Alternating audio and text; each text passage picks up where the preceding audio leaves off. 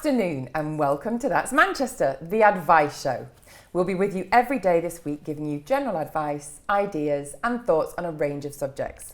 I'm Alex and today we'll be talking about living with a stammer and the steps you can take to overcome it. Our guest today is Gareth Cottrell, who will be sharing his experiences of growing up with a stammer and how he learnt to overcome it to go on to become a breakfast radio presenter. If you have any questions for our guest today, you can tweet us at That's Manchester using the hashtag MCRAdvice or text advice and your message to 07548 200 007. So Gareth, welcome to the show. Thank you very much, great to be here. And I can't believe that you once had a stammer and now you're a radio presenter. That's fantastic. So how did that all come about? Long story really. To my knowledge, I've had one since the age of about 3 or 4. Right.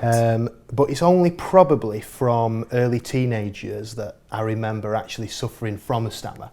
And I remember it being when you were hard much work younger, it didn't really, you didn't know you so were my different. parents say it began noticeable when I had something called a convulsion. A convulsion? At a very early age. I'm no doctor, but so they say.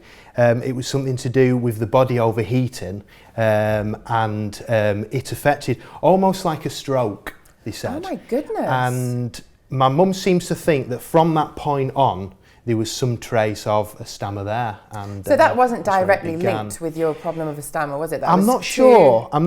I think that I've done research on this and I've read books, articles online, and it seems to be that something can trigger it off. Right. People have had falls, major falls, accidents, and then woken up from comas and they've had them. In my story, it seems to be from very early on as a child after those convulsions. So you had a few convulsions then, it wasn't just one? Triggered. I think I had 2. The first one, I was probably only a few months old. And the next one was probably when I was about 2 or 3 years old. So whether or not that's had something to do with it. Right. And then you've never had another convulsion since? Never since, no. I think the doctors first thought epilepsy, and I had tests for that. And thinking back, I remember being in hospital and having these things attached on my head. Wow, you can remember it from... But a very, very vague image of that I've got. And I remember them doing tests. A thing which I don't remember, but I've been told about, a lumbar punch, which if you don't know what that is... I've had one of those. Now, I'm glad that I was a child when I had that and not an adult, because the thought of having that done now terrifies me. But how they test for things like that is they need to take spinal fluid. Yes. And there's only one way to get spinal fluid, which is a needle in the back, and obviously it has to be a thick needle or else it'll shatter.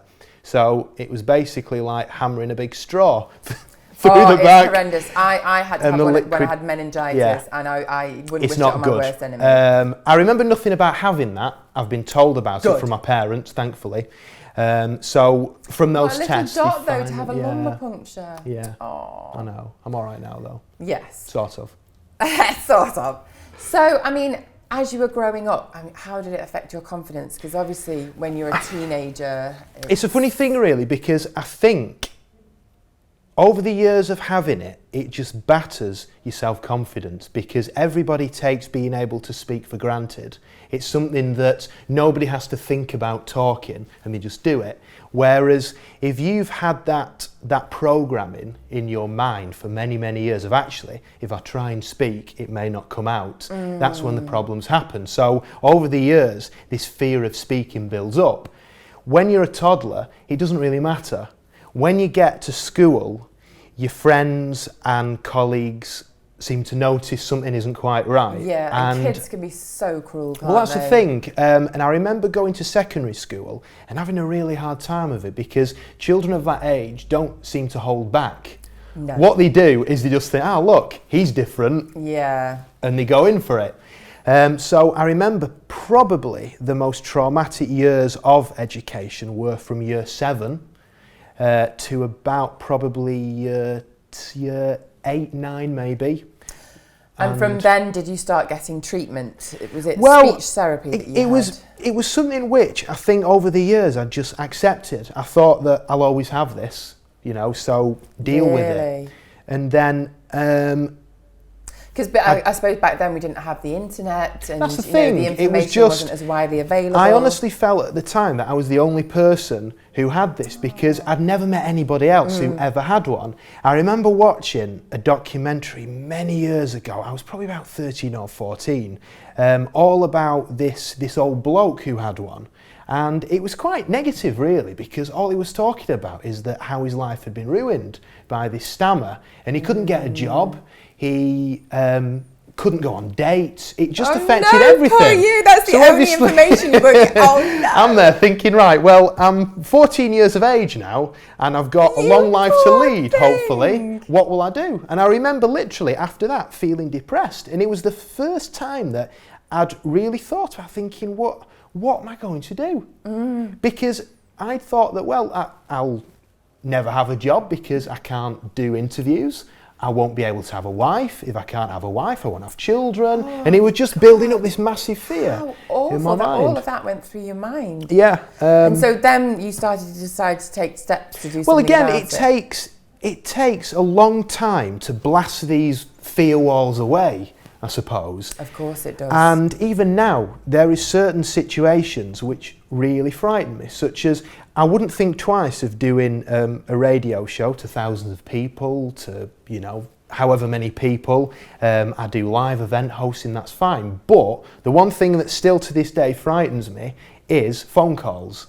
Really? If you ask me to make a phone call to a shop to ask if they've got my size shoe in, for example, I would get so anxious, my heart would be pounding like that. Really? Why really is frightening. that? I don't know why it is. And funnily enough, if I make phone calls to friends or family, even my own wife, I'm not as fluent as I am when I'm on air. Because talking to you It's now, strange, you are yeah. so confident and It's so bizarre. well spoken, and you'd Yeah. never dream in a million years that you ever had any issues to talk. It's odd because most people, if they get nervous, they begin to stammer. Whereas me, I'm the opposite. If I'm nervous, I almost get this sort of, I get fired up. Right. And I enjoy it. And So you just need to live life on the edge. Well, absolutely. You can't do Bungee day-to-day. jumping, Yeah. parachuting, it's fine. I just find that live work, whether it be radio, whether it be television like now, I enjoy it, and it's fine, and That's it's not there. But fantastic. again, if you ask me to sort of, you know, make a phone call or even read out loud, I'm not good at reading out books aloud. But if I had to read off an auto cue, if I have to read traffic and travel when I'm on air, that's fine. God, it's crazy. It's a weird how the situation. mind works, Strange, isn't it? very strange. So have doctors come to finding any cure about what causes stammers? I don't think there's a cure. I think it's almost something mentally in there. I think it's a channeling of the brain, from what I can think, or it's to do with confidence. And I think sometimes when you break those fears of talking, it helps a lot. Such as me, I don't know why it is, but as I say, if I'm put in situations where I have to speak publicly about things, I'm fine. Yeah.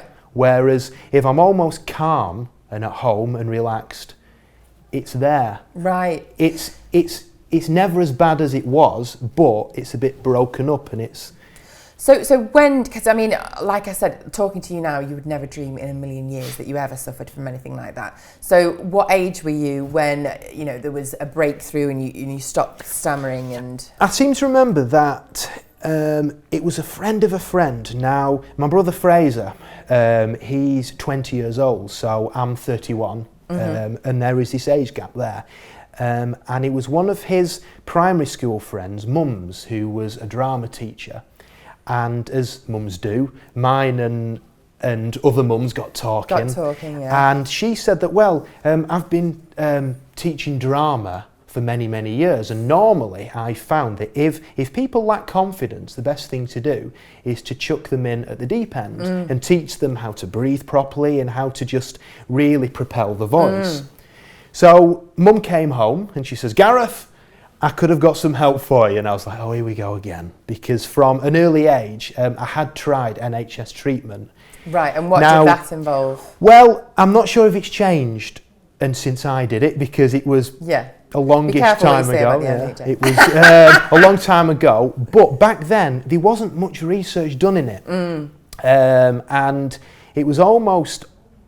I remember going to these lessons with these NHS speech therapists, and they were almost going down the route of psychology. They were talking about how traumatised. Maybe it's some trauma which has caused it, and then directing my parents, they were saying, right, well, don't do this, and maybe don't do that. And my parents have been great, you know, they've supported me through everything. I was going to ask you that, you know. And it was almost, they were sort of trying to figure out why it was happening rather than offering help.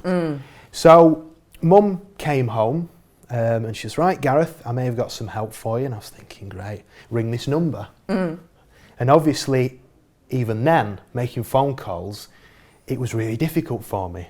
And I remember, first of all, dialing in the number and your heart's thumping. It's terrifying, really. Well, I think you're going to have to hold telling us the rest of the story until after the break. It's a cliffhanger. It's so interesting talking to you. But that's all we've got time for in part one. But don't go away, because after the break, we will continue to talk to Gareth about how he overcame his stammer. See you after the break.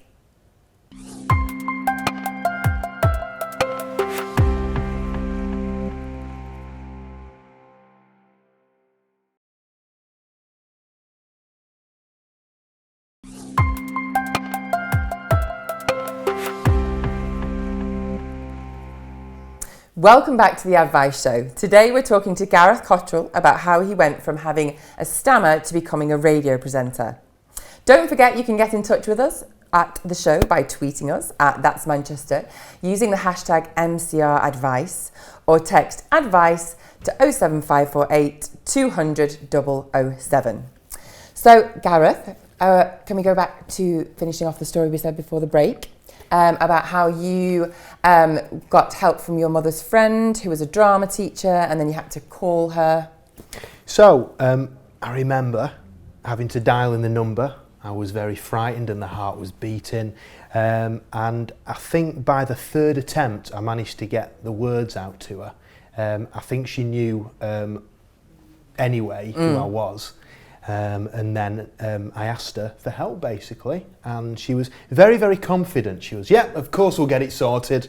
And I went for many months to see her, and through that I learnt how to propel your voice better, how to breathe properly, because the thing with people who suffer from a stammer is it tends to get very tight around the throat and the chest, and almost you try to force the words out, and often people who suffer from it, by the time they get the words out, there isn't enough breath to actually propel the words out. Right. So was it a one-to-one that you had with her? A one-to-one. Was it a drama lesson? A one-to-one it was, first of all, and there is a method which people will probably know about, because it's all about breathing and the diaphragm, almost a bit like singing, and you have to take in a big breath and then out with it. And in order to make sure that you're taking in enough breath, what you need to do is to tie a belt around the chest, up there, and you breathe in as much as you can until the belt gets as tight as it can,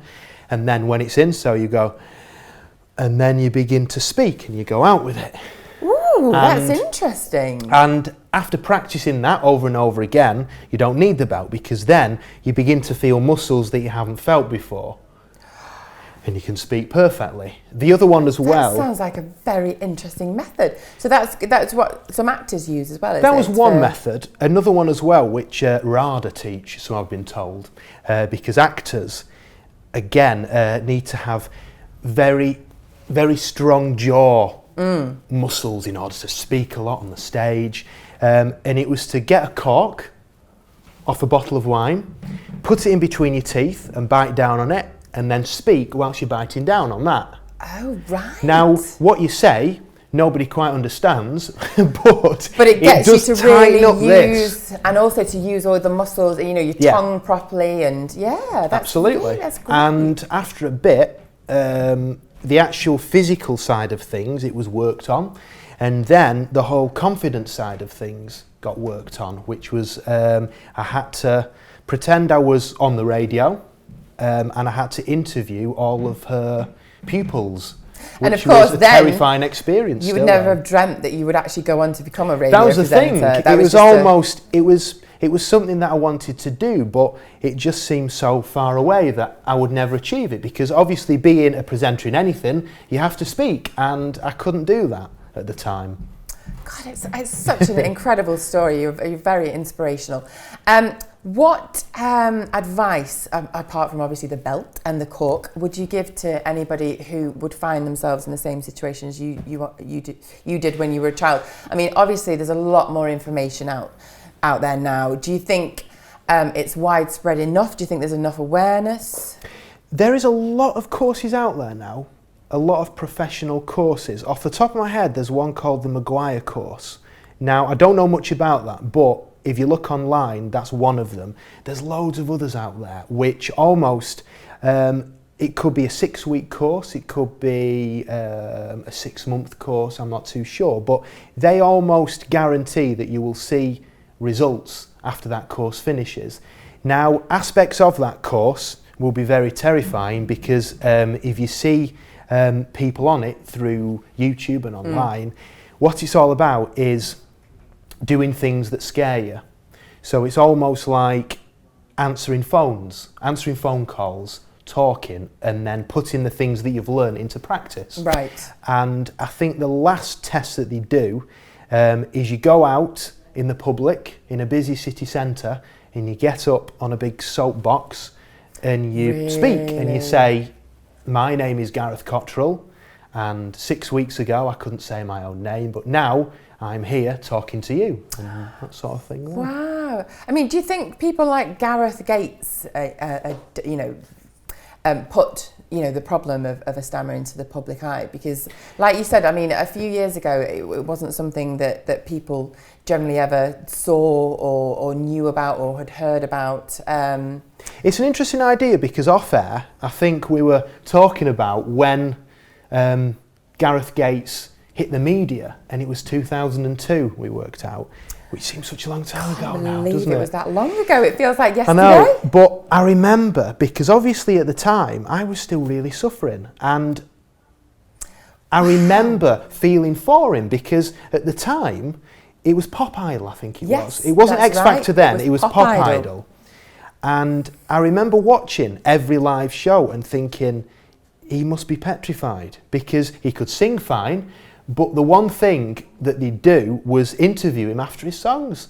And you've got the whole nation watching you, millions of people, and I felt his anxiety. I was frightened for him, and I think from that, it made the problem a bit more public and a bit more recognised, and a lot of people saw that. I thought, well, hold on a minute, if he can do it, then I can. Exactly. I mean, because we watched his journey, didn't we? We watched him from the beginning when he first came on the show to where he literally, he could barely say a word. And you see him now, and, he's a bit like yourself, It's interesting how, because questions after that were asked about why can he sing and he doesn't stammer, but he can't speak. And I think, again, it's all about breathing, because if you're singing, you have to take in big breaths, because if you don't, then the song won't work out how you want it to work out. So it's all about breathing. And if you can take those methods of maybe singing and then put it into talking, and again, was it 2 years ago, the King's Speech? The King's Speech, yes. That was another interesting thing, because there was a King of England who was never meant to be King of England, but because his brother abdicated, he took over the role, and he couldn't speak. A King of England, who had to do speeches all the time. And I think that one of his first addresses, which he had to do, if you look about this on YouTube, there's a really interesting clip of him at some sort of race course, it is, and he has to address this whole race course, and they're all watching him. He's up on this big podium, and they're watching him. It's coming back to me now. I'm going to have to go and watch it when I get home now. His wife is next to him holding his hand, almost saying, you can do this, you can do this. And what's funny is that his, I don't think, was very noticeable, to be honest, because it was almost just big pauses in his speech. But again, that film made it very public again, you know. Here's this Oscar-winning film, which is basically about a King of England's battle with not being able to speak. And I remember watching that with my friends at the cinema, and during it I was crying. Because it was so close to the heart, and I knew exactly how that felt. I mean, obviously I've never been a King of England. King, but this time, not yet. This time. Who knows? So going back to your battle though, your journey. So you were, you know, you found out about, or your parents found out about your stammer when you were a toddler, and then school was really hard, and then you found the drama teacher who helped you. And then, so how did you go from that to becoming a radio presenter, which you do today? Well, at the time, at the age of 16, I was just leaving college, and I'd finished a course in IT, which I found very boring, to be honest with you. And just around that time, I'd been bitten by the radio bug. And I knew that I wanted to do radio.